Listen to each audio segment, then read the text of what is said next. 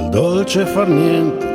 nascono parole, dal tepore di oggi steso sopra l'arenile.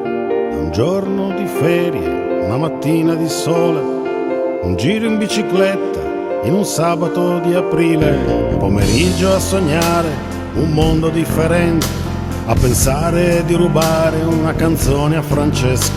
a scommettere sugli occhi, a giocare con la mente,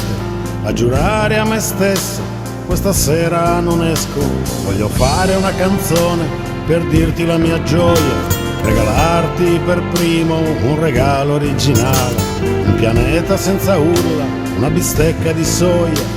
un circo finalmente senza neanche un animale. Voglio darti ciò che manca ad essere migliori, nel senso giusto dell'aggettivo, una lente che ingrandisce una cosa, magari una rosa. Vorrei dirti ciò che serve per arrivare in alto, nel senso giusto del sostantivo, una zattera che salva ciò che avrà in mano, un chicco di grano. Vorrei darti una risposta per farmi capire, nel senso giusto dell'obiettivo, una lanterna che brucia senza inquinare, una goccia di mare.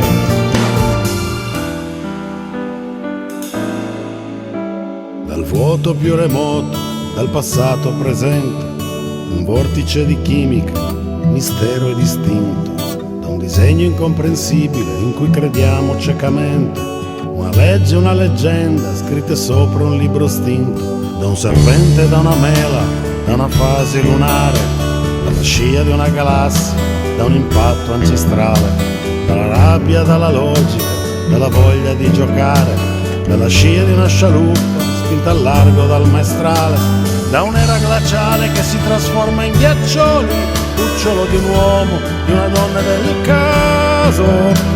concetto filosofico che ci vieta di star soli, sospetto antropologico di come avrà il naso.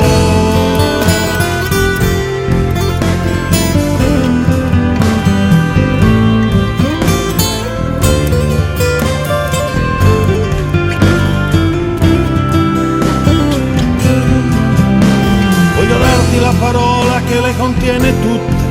nel senso vero del suo significato, un verbo che scalda senza ustionare, il verbo amare. Voglio farti una magia, un trucco, una sorpresa, nel senso pieno del suo significato, un mondo che vibra senza scoppiare, un mondo